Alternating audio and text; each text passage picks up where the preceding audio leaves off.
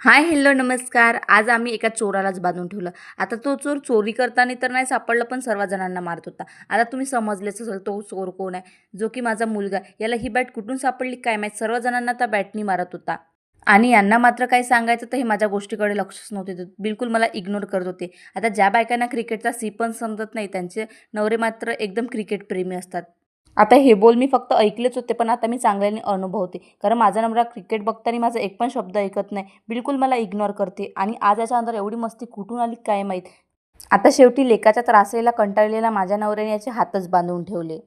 आता शेवटी इकडे बाबांनी पटकन आमचे हात सोडले पाहिजे, त्यासाठी आम्ही इकडे बाबांना लाडाई गोडाई पण लावत होतो आणि सॉरी पण म्हणत होतो. आणि आता खूप जास्त झोप आली हे पण सांगून देत होतो.